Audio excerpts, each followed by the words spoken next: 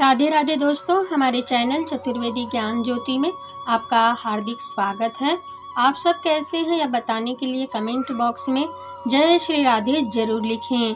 राधे रानी की कृपा से आपका सब मंगल होगा। दोस्तों, आज हम आपको इस वीडियो के माध्यम से उत्पन्ना एकादशी का महत्व, व्रत की महिमा, व्रत के लाभ, व्रत पूजा की संपूर्ण विधि और उत्पन्ना एकादशी व्रत कथा सुनाएंगे। आप वीडियो को अंत तक जरूर देखें। दोस्तों, मार्गशीर्ष महीने के कृष्ण पक्ष की एकादशी को उत्पन्ना एकादशी या उत्पत्ति एकादशी के नाम से जाना जाता है। यह पहली एकादशी है जो कार्तिक पूर्णिमा के बाद आती है। दोस्तों, जो व्यक्ति एकादशी का व्रत शुरू करना चाहते हैं वे लोग उत्पन्ना एकादशी से ही इस व्रत की शुरुआत कर सकते हैं। इस उत्पन्ना एकादशी के दिन एकादशी माता की उत्पत्ति हुई थी, इसलिए इस एकादशी को उत्पत्ति या उत्पन्ना एकादशी भी कहते हैं। उत्पन्ना एकादशी का व्रत नवंबर या दिसंबर के महीने में आता है। हिंदू धर्म में एकादशी तिथि का विशेष महत्व होता है। सनातन हिंदू पंचांग के अनुसार पूरे वर्ष में 24 एकादशियां आती हैं, किंतु अधिक मास की एकादशियों को मिलाकर इनकी संख्या 26 हो जाती है। प्रत्येक एकादशी का अपना एक अलग महत्व होता है और प्रत्येक एकादशी की एक पौराणिक कथा भी होती है। दोस्तों, एकादशी तिथि भगवान विष्णु जी को अत्यधिक प्रिय है। इस दिन भगवान विष्णु जी का पूजन होता है, माता एकादशी की पूजा होती है। एकादशी का व्रत सभी व्यक्तियों को करना चाहिए। मार्गशीर्ष मास के कृष्ण पक्ष की एकादशी के दिन ही एकादशी माता के प्रकट होने के कारण इस एकादशी से ही एकादशी व्रत की शुरुआत करना अच्छा माना जाता है। दोस्तों, एकादशी व्रत का महत्व पद्म पुराण के उत्तराखंड में विस्तार से बताया गया है। एकादशी का व्रत करने से व्यक्ति के इस जन्म व जन्म जन्मांतर के सभी पापों का नाश हो जाता है। इस एकादशी के व्रत के प्रभाव से व्यक्ति को धन, यश, पुत्र, पौत्र आदि की प्राप्ति होती है, अच्छे परिवार की प्राप्ति होती है, साथ ही मृत्यु के बाद व्यक्ति मोक्ष को प्राप्त होते हैं।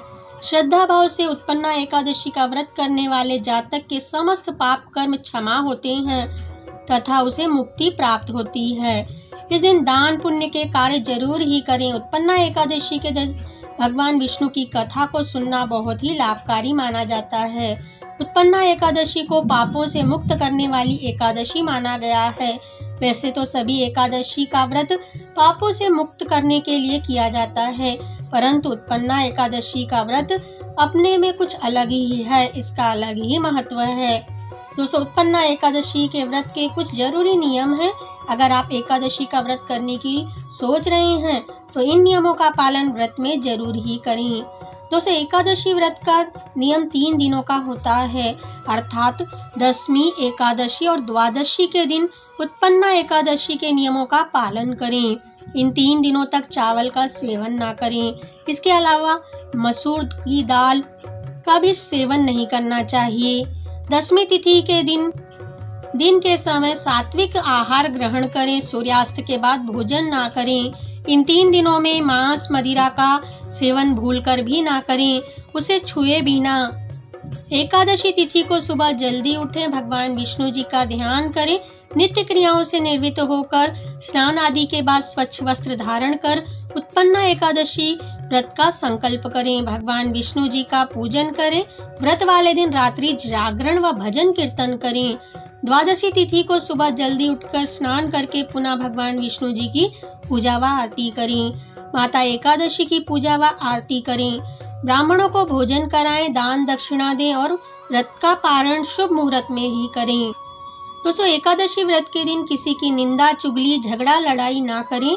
चावल का सेवन ना करें, नमक का सेवन ना करें, चावल से बनी किसी भी चीज का सेवन ना करें, मीठे वचन बोलें। इन सभी नियमों का पालन उत्पन्ना एकादशी के दिन जरूर करें। दोस्तों, अगर आप इन नियमों को ध्यान रखते हुए व्रत पूजन करते हैं तो आपको हजारों यज्ञों के बराबर पुण्य फल प्राप्त होता है। एकादशी का व्रत निराजल या निराहार ना रहें। एकादशी व्रत में पूजा के बाद फलाहार जरूर करें।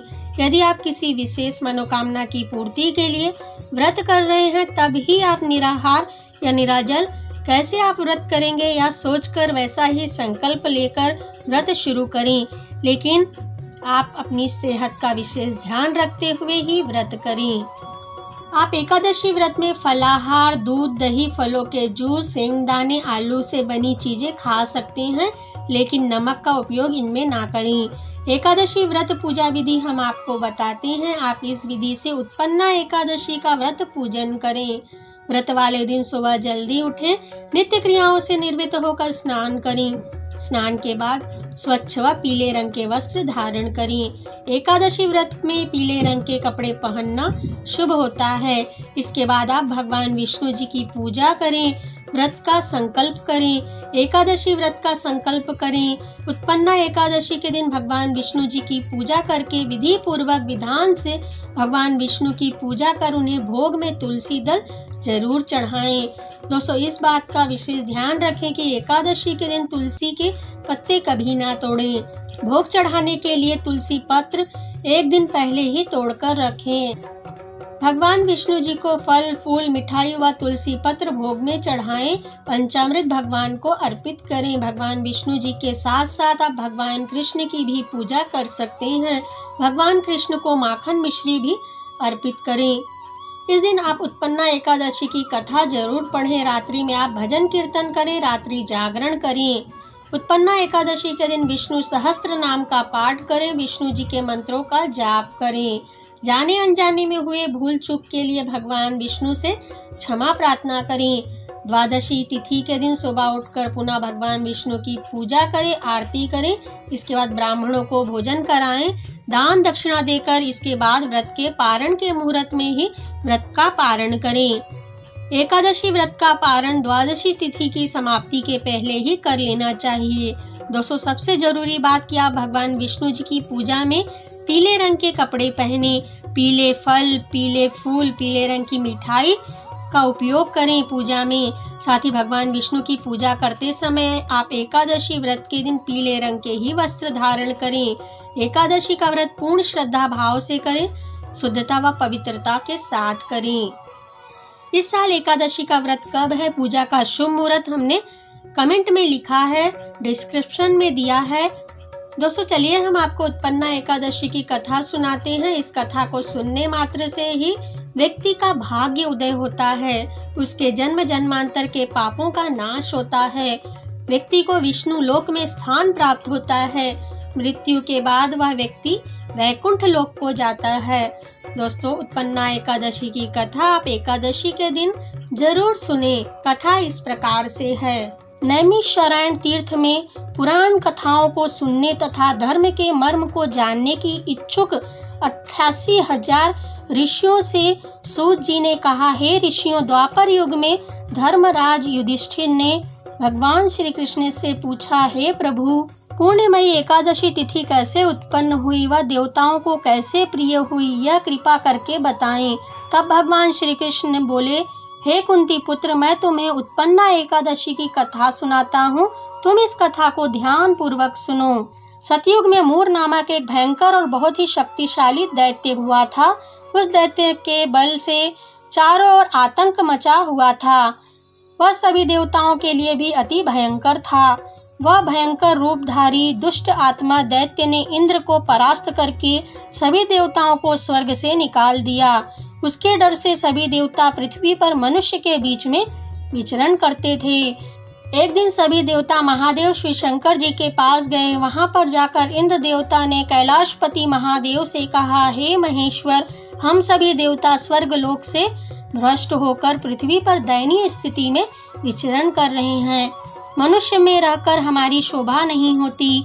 हे महादेव, इस संकट से मुक्त होने का कोई उपाय बताएं। देवेंद्र वह सभी देवताओं की करुण पुकार सुनकर महादेव ने कहा, हे देवेंद्र, आप सभी भगवान श्री हरि के पास जाएं। वही आपकी इस दुराचारी भयंकर मूर दैत्य से आपकी रक्षा करेंगे। भगवान विष्णु जी अवश्य इस भय से आपको मुक्त करेंगे। भगवान श्री कृष्ण कहते हैं, युधिष्ठिर, महादेव के आदेशानुसार इंद्र तथा अन्य देवता क्षीर सागर गए, जहाँ पर भगवान श्री हरि शेषनाग की सैया पर विराजमान थे। उनके दर्शन करके इंद्र तथा सभी देवताओं ने भगवान विष्णु जी की स्तुति आरंभ की। इंद्र बोले, देवेश्वर, आपको नमस्कार है। हम सभी देवता आपकी वंदना करते हैं। हम सभी देवताओं का आपको कोटि कोटि प्रणाम। हे दैत्यों के संहारक, हम सभी आपकी शरण में हैं। आप हमारी रक्षा करें। हे त्रिलोकपति, हम सभी देवता दैत्य के अत्याचारों से भयभीत होकर आपकी शरण में आए हैं। इस समय दैत्यों ने हमें स्वर्ग से निकाल दिया है। हम सभी देवता बड़ी ही दयनीय स्थिति में मृत्यु लोक में विचरण कर रहे हैं। अब आप हमारे रक्षक हैं, रक्षा कीजिए। हे जगन्नाथ, हमारी रक्षा करें। इंद्र की करुण पुकार सुनकर भगवान श्री हरि बोले, हे देवेंद्र, वह दानव कैसा है, उसका रूप व बल कैसा है तथा उस दुष्ट के रहने का स्थान कहाँ है? क्या वह दैत्य इतना बलवान है जिससे इंद्र सहित सभी देवताओं को जीत लिया है? तुम निर्भय होकर मुझे सब हाल बताओ।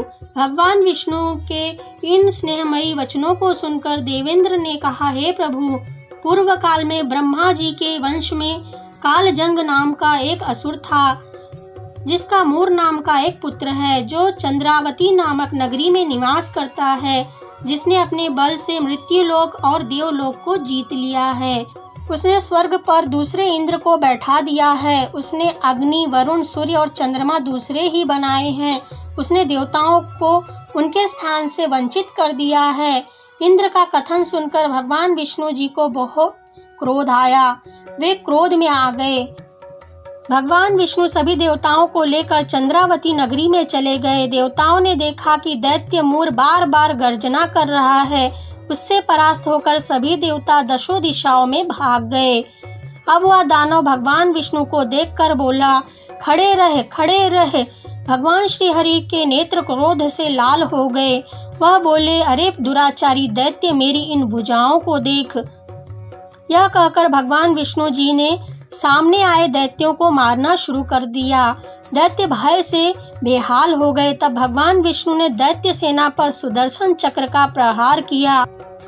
चक्र के प्रहार से हजारों दैत्य मौत के मुख में चले गए, किंतु दैत्यराज मूर भगवान विष्णु के साथ निश्चल भाव से युद्ध करता रहा। उसका तो जैसे अभी बाल भी बाका नहीं हुआ था। वह बिना डरे युद्ध कर रहा था। भगवान विष्णु मूर को मारने के लिए जिन जिन शस्त्रों का प्रयोग करते, वे सब उसके तेज से नष्ट होकर उस पर पुष्प के समान गिरने लगते। अनेक अस्त्रों शस्त्रों का प्रयोग करने पर भी भगवान विष्णु उससे जीत ना सके। अंत में भगवान विष्णु शांत होकर विश्राम करने की इच्छा से बद्रिका आश्रम स्थित 38 कोस लंबी एक द्वार वाली हेमावती नाम की गुफा में प्रवेश कर गए। भगवान श्री कृष्ण बोले, हे युधिष्ठिर, उस गुफा में प्रभु ने शयन किया। भगवान विष्णु का पीछा करते करते वह दैत्य मूर भी गुफा में आ गया। श्री हरि को सोया देखकर दैत्य खुश हो गया। उसने सोचा, यह देवता दैत्यों को भयभीत करता है, निसंदेह मैं इसे मार डालूंगा। मूर दैत्य ने इस प्रकार सोचते ही भगवान विष्णु के शरीर से एक कन्या प्रकट हुई, जो बड़ी ही रूपवती, सौभाग्यशाली तथा दिव्य अस्त्र शस्त्रों से युक्त थी। वह भगवान विष्णु के तेज से उत्पन्न हुई थी। हे युधिष्ठिर, दानव राज मूर ने उस कन्या को देखा और दोनों में युद्ध छिड़ गया। वह कन्या सभी प्रकार की युद्ध कलाओं में निपुण थी। उस कन्या के हुकार मात्र से ही मूर नामक महाभयंकर असुर राख का ढेर हो गया। दानव के मारे जाने पर श्री हरि भगवान विष्णु जाग उठे। उन्होंने दानव को धरती पर पड़ा हुआ देखकर पूछा, इसका वध किसने किया है? तब कन्या बोली, आपके प्रताप से मैंने ही इस महाभयंकर दैत्य का वध किया है। तब श्री हरि ने कहा, हे कल्याणी, तुम्हारे इस कर्म से तीनों लोकों के मुनि और देवता आनंदित हुए हैं। अंत तुम्हारे मन में जो भी इच्छा हो वह वर मांग लो। देव दुर्लभ होने पर भी मैं तुम्हें वह वर दूंगा। वह कन्या कोई और नहीं, साक्षात एकादशी थी। उसने कहा, हे प्रभु, यदि आप मुझ पर प्रसन्न हैं तो मैं आपकी कृपा से सभी तीर्थों में प्रधान, समस्त विघ्नों का नाश करने वाली तथा सब प्रकार की सिद्धियां देने वाली बनूं। हे जगत के पालनहार, जो व्यक्ति आपकी भक्ति से लीन होकर मेरे इस दिन उपवास करे, व्रत करे, उन्हें सब प्रकार की सिद्धियां प्राप्त हो। उन्हें आप धन, धर्म और मोक्ष प्रदान करें। श्री हरि विष्णु जी ने कहा, जो कुछ तुमने कहा है वह तुम्हें प्राप्त होगा। श्री कृष्ण जी आगे कहते हैं कि ऐसा वर पाकर वह एकादशी माता बहुत प्रसन्न हुई। जो व्यक्ति एकादशी को भगवान विष्णु जी की पूजा करते हैं, उपवास करते हैं, वे व्यक्ति वैकुंठ धाम को प्राप्त करते हैं। साथ ही जो व्यक्ति उत्पन्ना एकादशी की व्रत कथा का पाठ करते हैं, उन्हें सहस्त्र गोदान के पुण्य का फल प्राप्त होता है। जो लोग इस कथा को सुनते हैं, वे ब्रह्म हत्या से मुक्त हो जाते हैं। इस प्रकार से उत्पन्ना एकादशी की कथा है। दोस्तों, आपको वीडियो कैसा लगा हमें कमेंट में लिखकर बताएं। वीडियो अच्छा लगा हो तो इसे लाइक और शेयर करें। हमसे जुड़े रहने के लिए हमारे चैनल को सब्सक्राइब करके रखें। वीडियो देखने के लिए आप सभी का धन्यवाद।